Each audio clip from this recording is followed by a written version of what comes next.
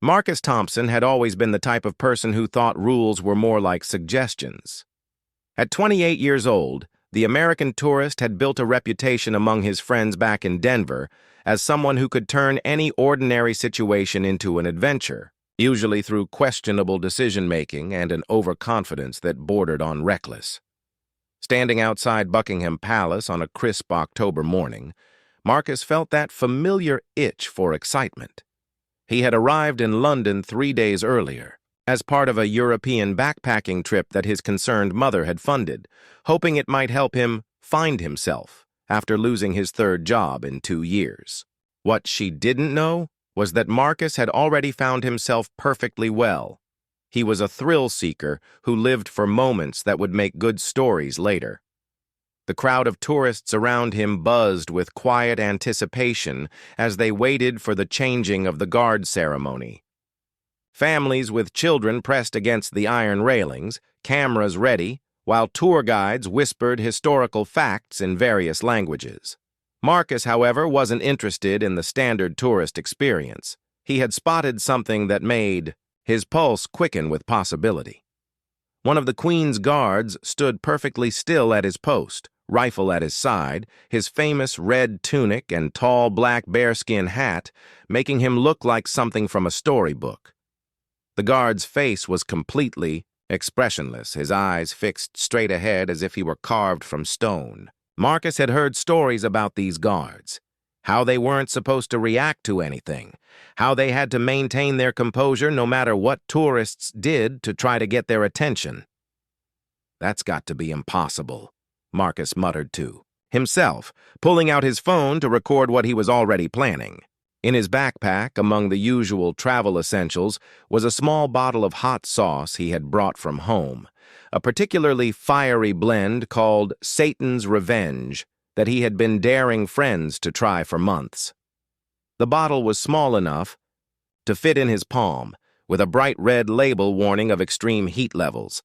Marcus had always been drawn to testing boundaries. In high school, he was the kid who would see how long he could balance on the gym bleachers before a teacher noticed. In college, he had made a habit of sneaking into lectures he wasn't enrolled in, just to see if anyone would call him out. Now, standing in front of one of the most famous landmarks in the world, he felt that same magnetic pull toward doing something nobody else would dare attempt. The other tourists seemed content to take their photos from a respectful distance, occasionally, whispering excitedly when the guard would shift slightly or when a horse from the nearby cavalry would make a sound. A Japanese family next to him was carefully positioning themselves for a group photo, while an elderly British couple shared stories about previous visits to the palace. Everyone understood the unspoken rules about maintaining appropriate distance and behavior around the guards. Everyone except Marcus. He began moving closer to the guard, weaving through the crowd with the confidence of someone who had never truly faced consequences for his actions. His friends back home knew this look.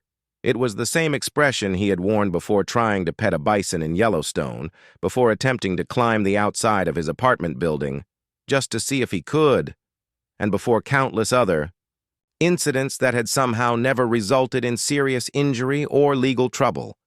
The guard remained motionless as Marcus approached, which only fueled his conviction that this would be easy. In his mind, he was already picturing the viral video he would create, the laughs he would get from friends, and the story he would tell for years to come about the time he made a Royal Guard break character. He had watched enough YouTube videos to convince himself that tourists did stuff like this all the time without real consequences. What Marcus didn't understand, as he unscrewed the cap of his hot sauce bottle, was that he was about to cross a line that would change everything. The guards he was looking at weren't actors or performers putting on a show for tourists. They were active-duty soldiers from elite regiments, trained professionals responsible for protecting one of the most important buildings in the United Kingdom. Their stillness wasn't just for show. It was discipline earned through rigorous training and maintained through absolute dedication to duty. The morning sun reflected off the palace windows as Marcus took his final steps toward the guard. Other tourists began to notice his approach. some pulling out their own phones, thinking they were about to witness a standard tourist photo opportunity. A few parents instinctively pulled their children back, sensing that something unusual was about to happen. Marcus felt the weight of the hot sauce bottle in his hand and smiled to himself. In his experience, the best stories always started with someone thinking he was crazy for trying something. He had never met a boundary he didn't want to test, a rule he didn't want to bend, or a situation he couldn't turn into entertainment. This would be no different. The guard's breathing was steady and controlled, his gaze fixed on some distant point beyond the crowd. He had trained for situations far more challenging than dealing with disrespectful tourists. But even his extensive preparation hadn't specifically covered someone approaching with condiments as weapons. In a few moments, both men would find themselves in a situation neither had quite anticipated, setting in motion a chain of events that would teach Marcus Thompson the hardest lesson of his young life. As Marcus raised the bottle of hot sauce, positioning himself just within arm's reach of the guard, he had no idea that several pairs of highly trained eyes had already spotted him and were tracking his every movement. The moment Marcus squeezed the bottle and sent a stream of bright red hot sauce directly toward the guard's face, time seemed to slow down in the way it does just before a car accident. The sauce splattered across the guard's chin and down onto his pristine red tunic, leaving dark stains that would be visible from across the courtyard. For exactly 3 seconds, Marcus felt victorious. His phone was recording, capturing what he thought would be his moment of internet fame. He even started to laugh, expecting the guard to break character, maybe wipe his face, or at least acknowledge what had just happened. Instead, something far more terrifying occurred, absolutely nothing. The guard didn't flinch. He didn't blink. He didn't even seem to register that hot sauce was now dripping from his chin. His eyes remained fixed straight ahead, his posture perfect, his breathing unchanged. It was as if Marcus had just thrown sauce at a statue. Except this statue was a highly trained soldier who was currently deciding exactly how much trouble Marcus was in. What Marcus couldn't see, but what every security camera in the area was. Recording was the immediate response his action had triggered. Within seconds of the hot sauce leaving the bottle, subtle hand signals were being exchanged between guards positioned throughout the area. A tourist might not notice the slight tilt of a head or the casual repositioning of a foot, but these tiny movements were part of a communication system that had just classified Marcus as a potential security threat. The other tourists around Marcus had gone silent. The Japanese family stopped taking photos and instinctively moved their children behind them. The elderly British couple looked horrified, the woman actually gasping and covering her mouth with her hands. Everyone seemed to understand immediately that they had just witnessed something that crossed a serious line, even if Marcus himself remained oblivious. "Did you see that?" Marcus said loudly to no one in particular, still filming. "He didn't even react. These guys are like robots." He was practically bouncing with excitement, completely misreading the situation. In his mind, he had just pulled off the perfect prank. He turned to a nearby tourist, a middle-aged man from Germany, seeking validation. "Pretty crazy, right?" The German tourist looked at Marcus as if he had just set himself on fire. "You should not have done that," he said quietly, backing away. That was very foolish. Marcus brushed off the concern. He had heard similar warnings his entire life. Before he climbed the water tower, before he tried to ride the mechanical bull for 4 minutes straight, before he decided to see if he could jump his motorcycle over the creek behind his house. People always said he shouldn't do things, and he always proved them wrong by doing those things and living to tell about it. What Marcus didn't realize was that his action had set in motion a carefully orchestrated response that had been drilled into every security officer in the area. Plainclothes police officers who had been casually mingling with the crowd were now moving closer, their positions carefully coordinated to block any potential escape routes.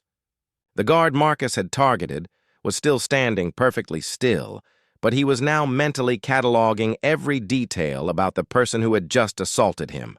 Height, weight, clothing, distinguishing features, everything that would be needed for the report he would file later.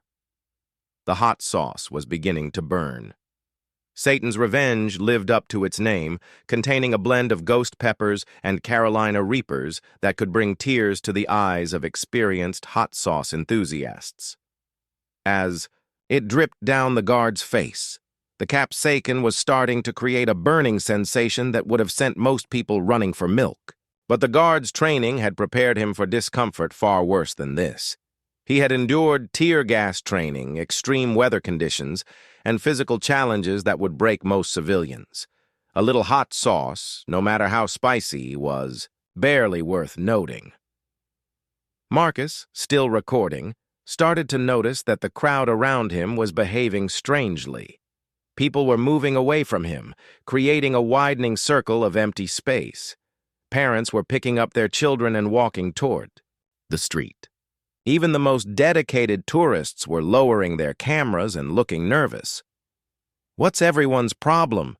Marcus asked, but his voice had lost some of its earlier confidence. For the first time since arriving at the palace, he was beginning to sense that maybe this situation wasn't going the way he had planned. That's when he noticed the police officer walking toward him. The officer wasn't running or shouting. He was moving with the calm, measured pace of someone who knows they have all the time in the world because there's nowhere for the suspect to go. He was speaking quietly into a radio attached to his shoulder, his eyes never leaving Marcus.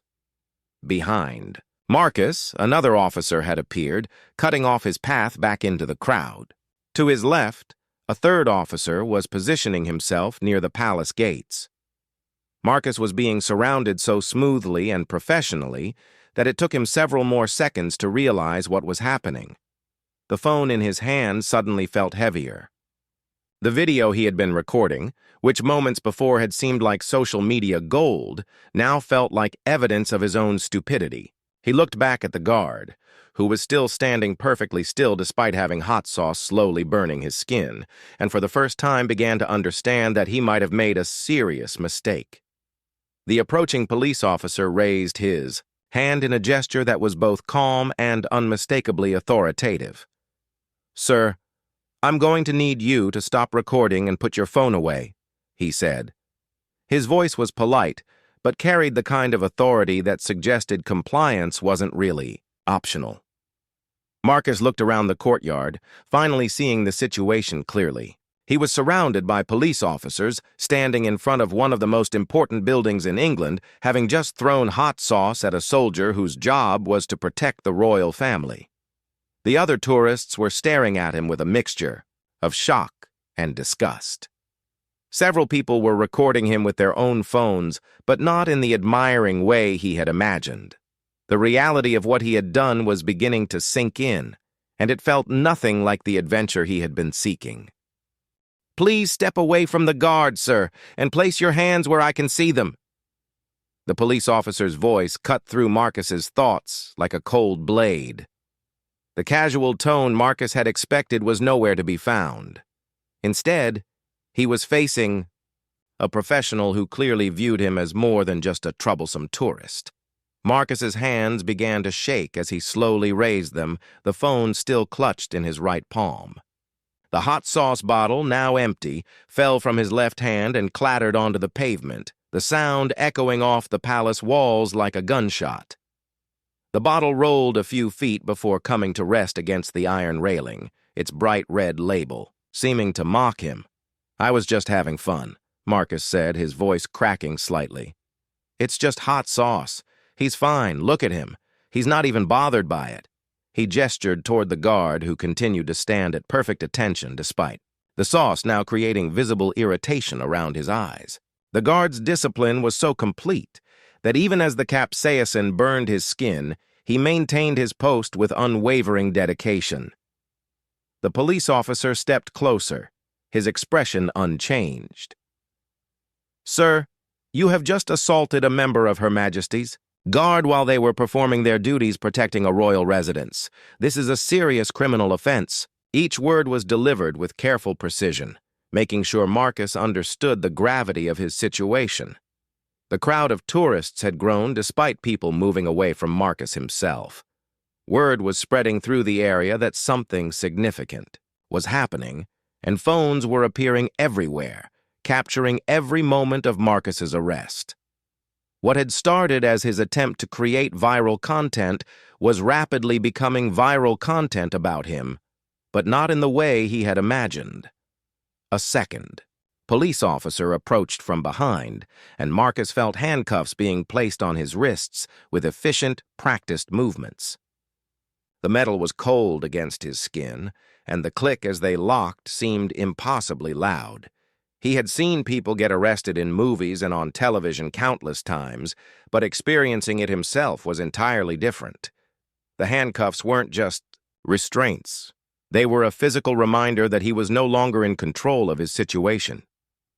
"You have the right to remain silent," the officer began, starting the formal caution that would make Marcus's arrest official.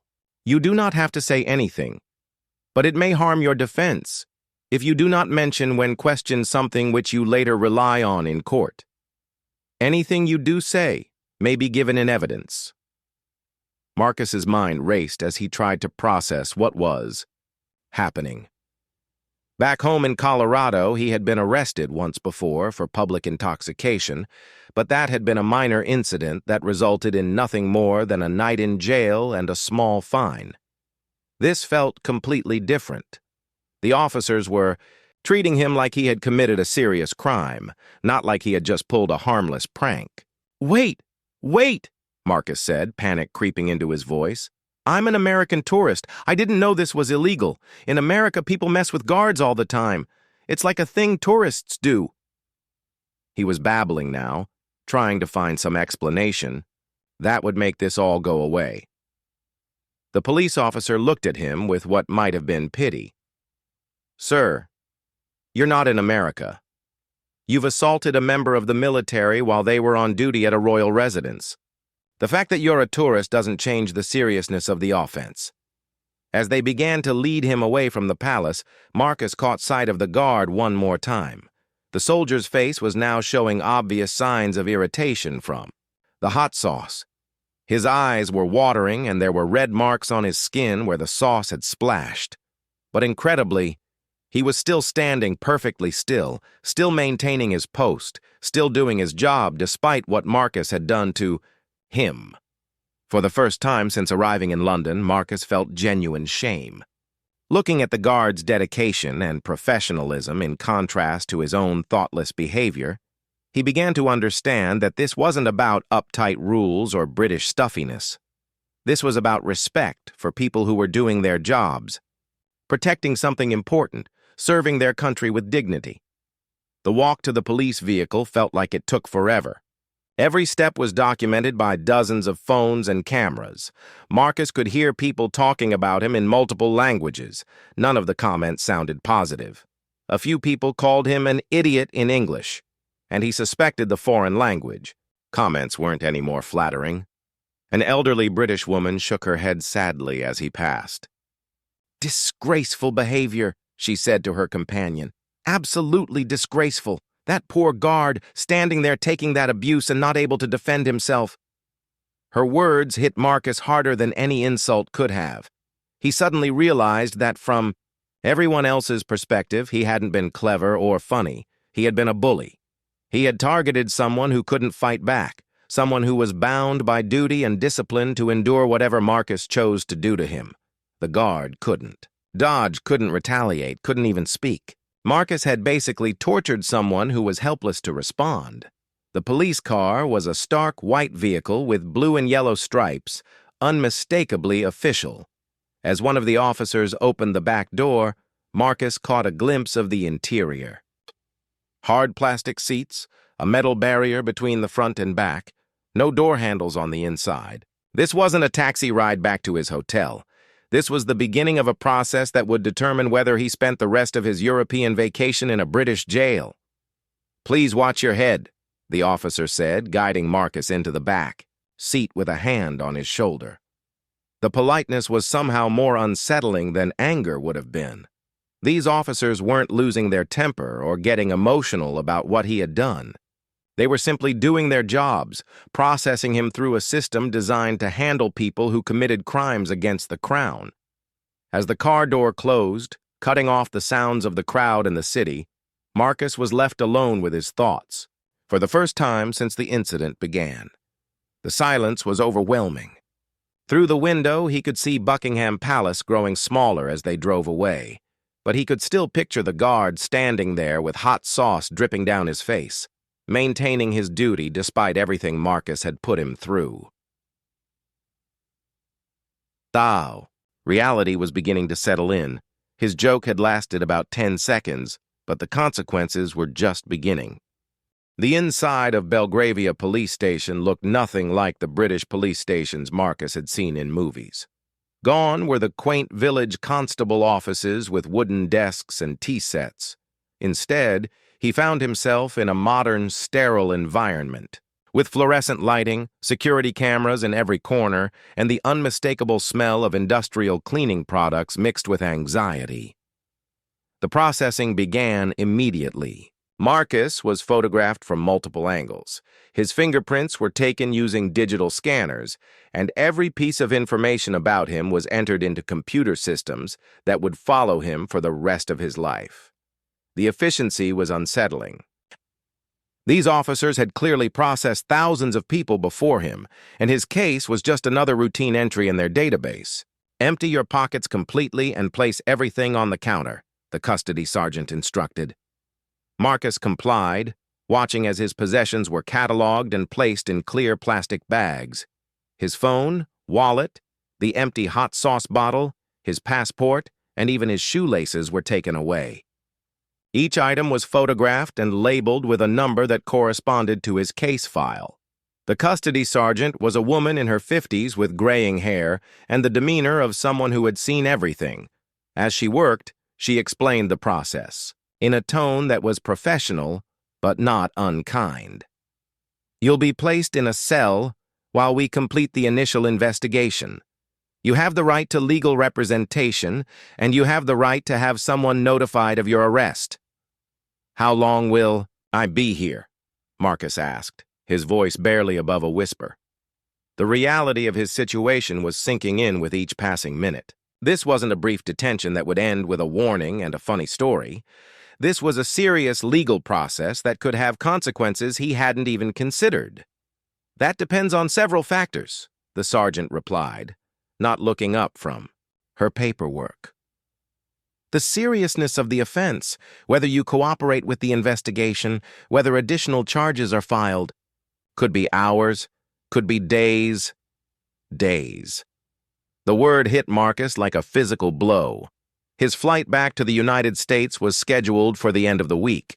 He had planned to spend his remaining time visiting museums and taking the standard tourist photos that everyone expected him to bring home. Instead, he was facing the possibility of spending that time in a British jail cell. The cell itself was a small concrete room with a narrow bench that served as both seat and bed, a stainless steel toilet with no seat, and a tiny window that was too high to see out of. The door was solid metal with a small slot for food and a window that could be monitored from the corridor. As the heavy door closed behind him with a final-sounding clank, Marcus was left alone with his thoughts for the first time since his arrest. The silence was deafening. Back home, Marcus was never alone. He was always surrounded by friends, always moving, always looking for the next adventure. Here, in this small room with nothing but white walls and harsh lighting, he had nothing to do but think about what he had done and what might happen next. He thought about the guard's face as the hot sauce hit him. The man hadn't shown anger or pain, just continued doing his job with a dignity that Marcus was only now beginning to appreciate. That guard was probably still standing at his post, having cleaned off the sauce and continued his duties as if nothing had happened. Meanwhile, Marcus was sitting in a jail cell, his European adventure effectively over. After what felt like hours but was probably only 30 minutes, a police officer came to escort him to an interview room. The room contained a table, 2 chairs, and recording equipment that looked sophisticated enough to capture every word, every pause, every nervous laugh. 2 officers entered, a detective inspector who introduced himself as D.I. Williams, and a constable who would be taking notes.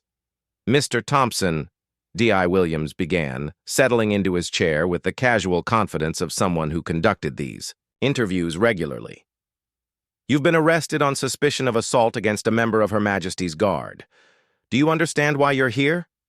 Marcus nodded, then remembered he was being recorded and said, "Yes," aloud. His voice sounded strange. To him, smaller somehow than it had that morning when he was confidently approaching the palace. "Can you tell me, in your own words, what happened at Buckingham Palace this morning?" Marcus struggled to find the right words. How could he explain that it had seemed like a good idea at the time? How could he describe the impulse that had led him to throw hot sauce at a soldier without sounding completely insane? He started several sentences and stopped, realizing that anything he said would only make him sound more foolish. "I thought it would be funny," he finally said. "I've seen videos online of people trying to get reactions from the guards, and I thought it was like a game." D.I. Williams made a note. "Did you consider that the guard might be injured by what you threw at him?" Marcus hadn't considered that at all. In his mind, hot sauce was just hot sauce. Annoying, maybe embarrassing, but not actually harmful. But as he thought about it now, he realized that Satan's revenge was genuinely dangerous stuff. The bottle carried warnings about avoiding contact with eyes and skin. The guard had gotten it directly in his face and had been unable to wash it off immediately. "I didn't mean to hurt anyone," Marcus said quietly.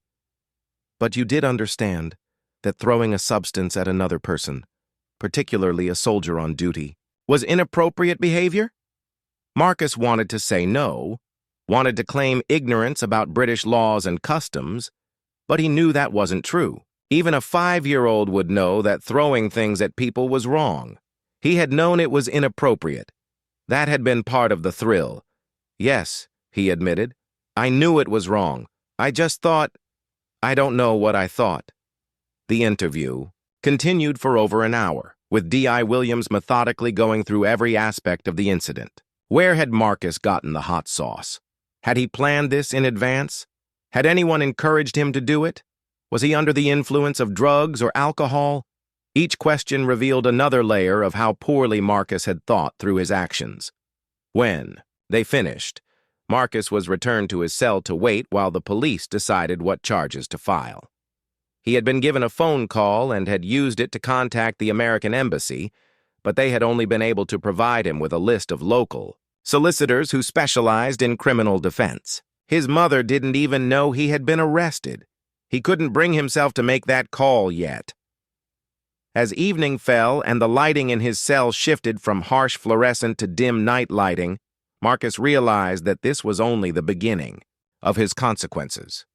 Even if he was released tomorrow, even if he was allowed to return home, this arrest would follow him forever. Background checks for jobs would reveal it. Any future travel might be complicated by having a criminal record in the United Kingdom. The adventure he had been seeking had found him, but it was nothing like what he had imagined.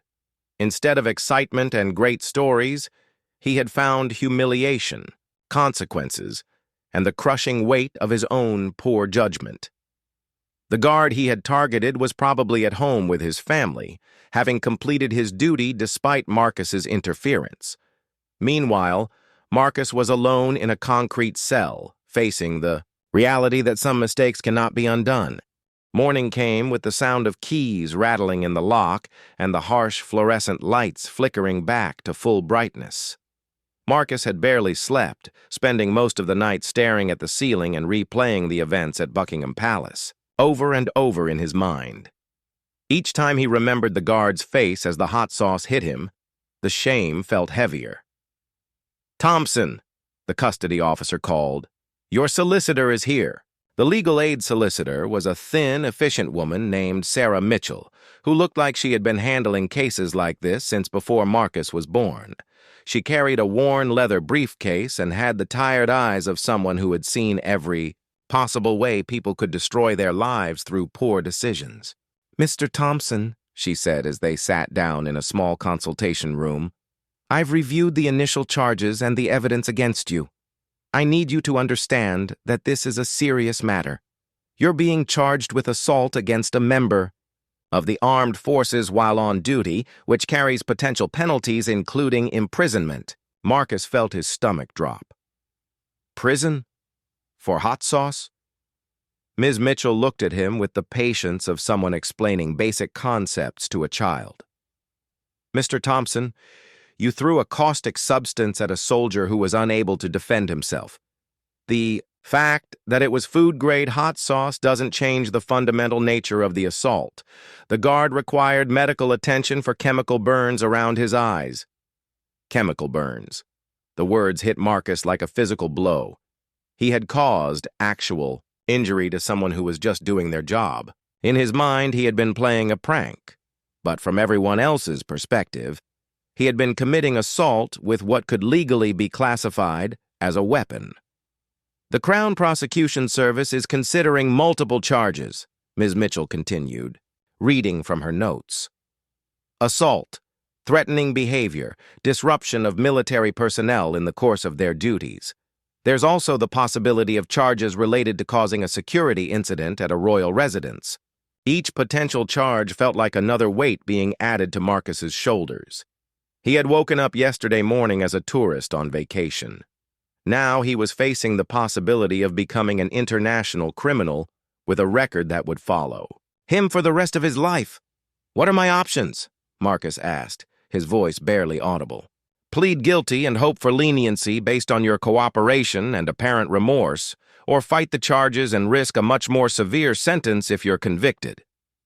Ms. Mitchell's tone was matter-of-fact, but not unkind. Given the video evidence and multiple witnesses, fighting the charges would be optimistic. Video evidence. Marcus remembered his own phone recording the incident, but he had forgotten about all the other phones that had been pointed in his direction, all the security cameras that surrounded Buckingham Palace, all the professional photographers who had been documenting the changing of the guard ceremony.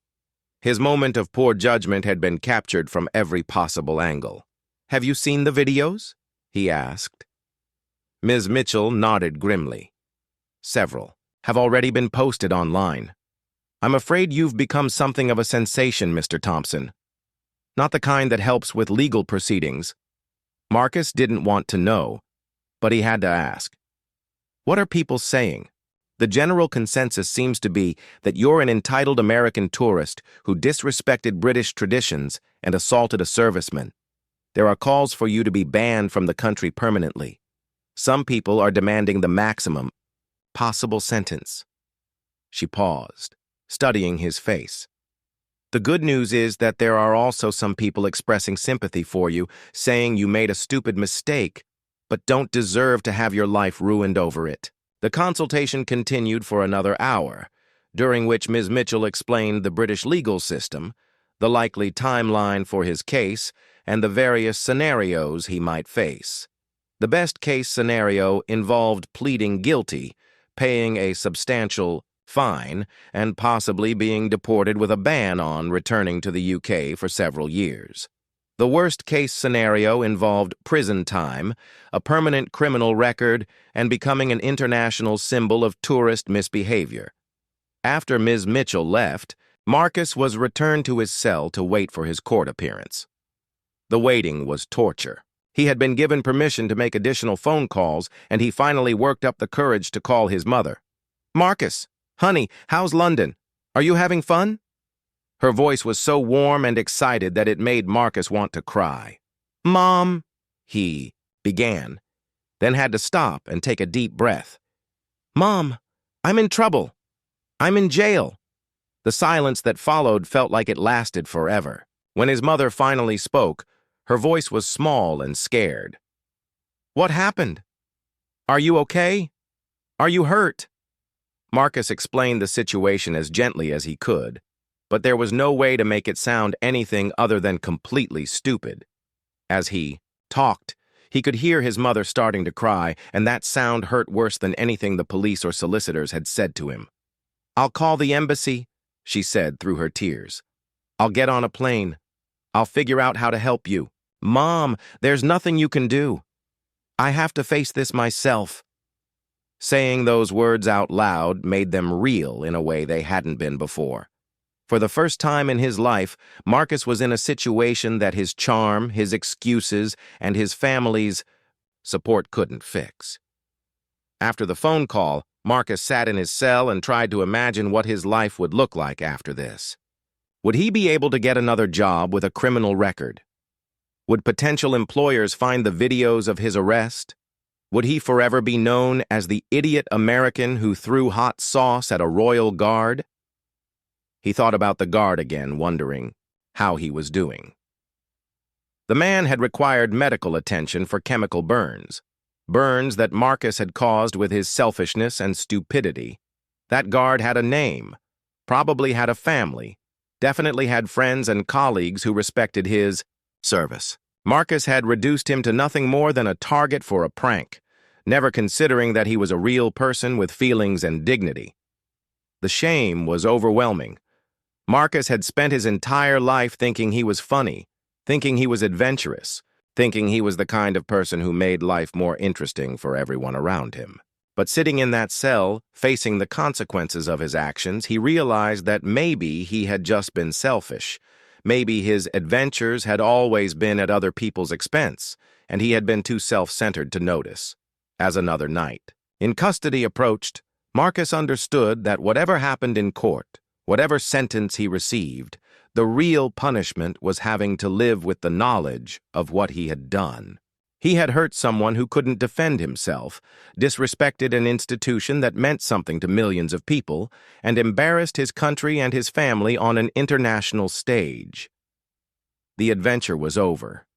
Now came the reckoning. The courtroom at Westminster Magistrates' Court was nothing like the dramatic television courtrooms Marcus had imagined. It was a modern, efficient space designed to process the steady stream of London's legal cases with business-like precision. As he sat in the dock, flanked by security officers, Marcus felt smaller than he had ever felt in his life.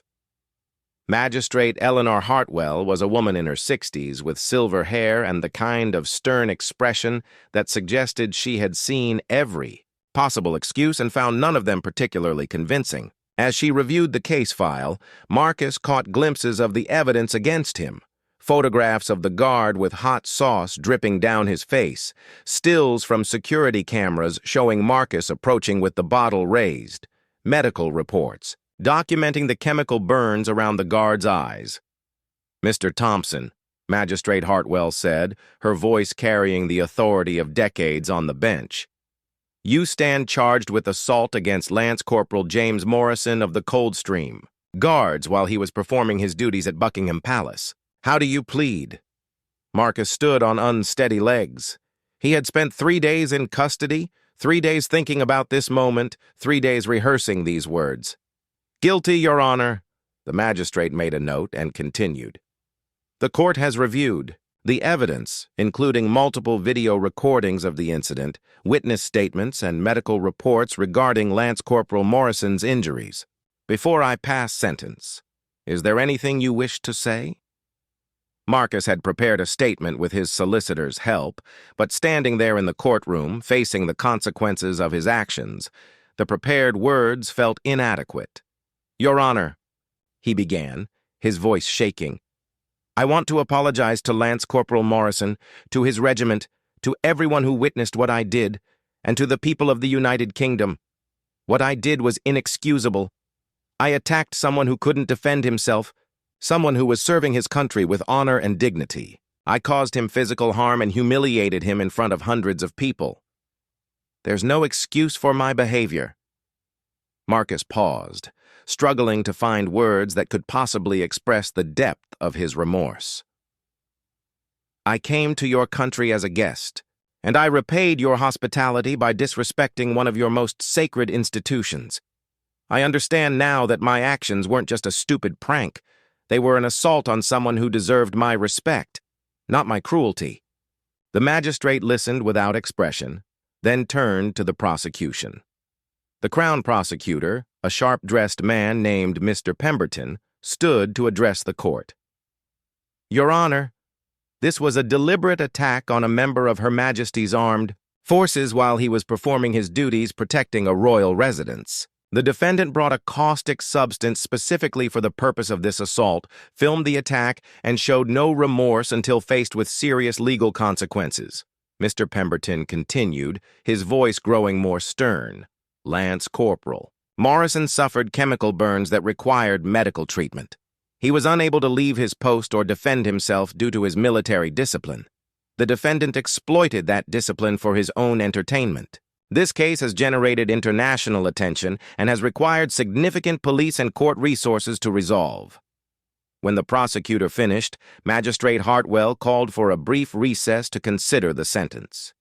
Marcus was led to a small holding room where he sat with his solicitor, both of them knowing that his fate was now entirely in the hands of the court. "Whatever happens," Ms. Mitchell said quietly, "you did the right thing by pleading guilty and showing genuine remorse. That will count for something." When they returned to the courtroom, Marcus noticed that Lance Corporal Morrison was sitting in the gallery. The guard was in civilian clothes, but Marcus recognized him immediately. The sight of the man he had assaulted hit Marcus like a physical blow. Morrison looked professional and dignified even in street clothes, and there were still faint marks around his eyes where the hot sauce had caused burns. Magistrate Hartwell returned to her seat and began to deliver the sentence. "Mr. Thompson, your actions on the morning of October 15th were reprehensible.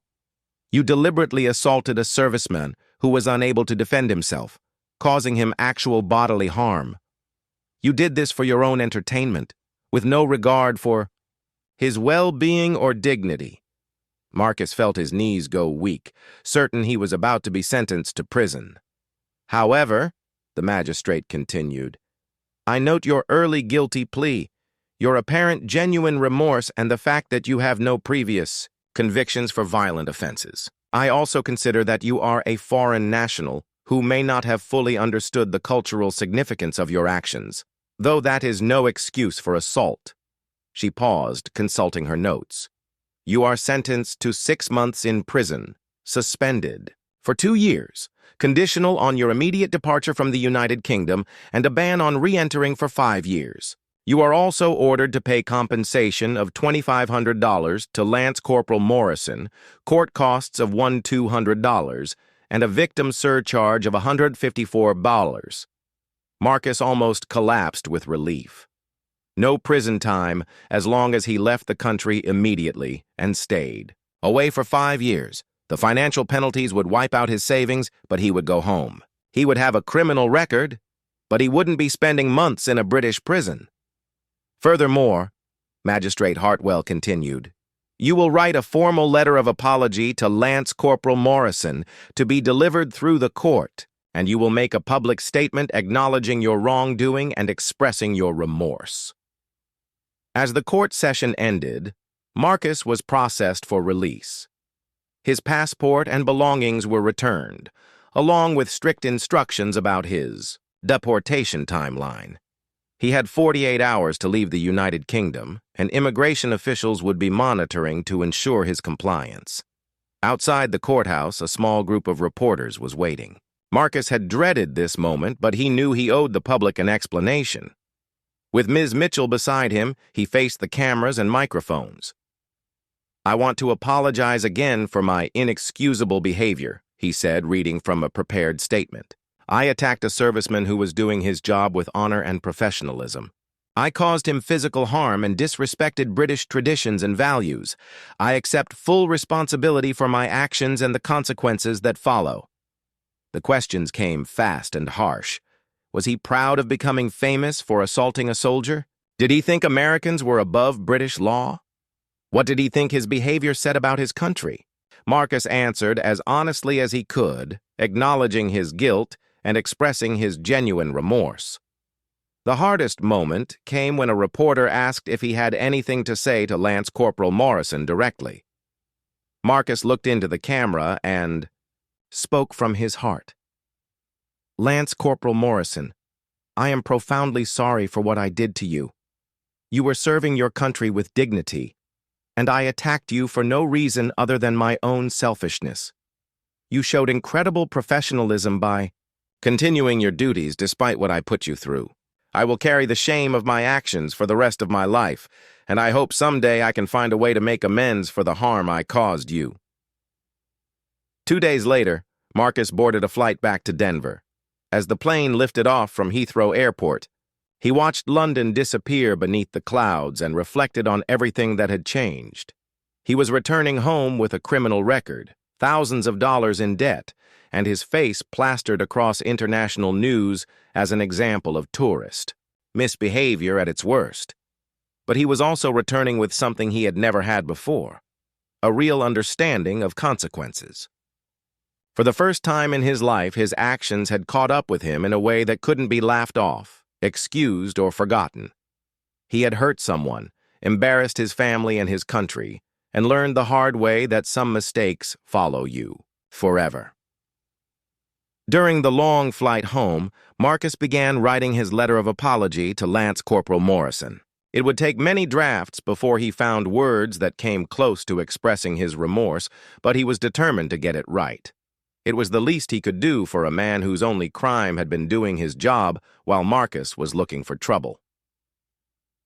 The adventure Marcus had been seeking had taught him the most important lesson of his life: that real maturity comes not from taking risks or testing boundaries, but from understanding how your actions affect other people. It was a lesson that came at a steep price, but one that would change him forever.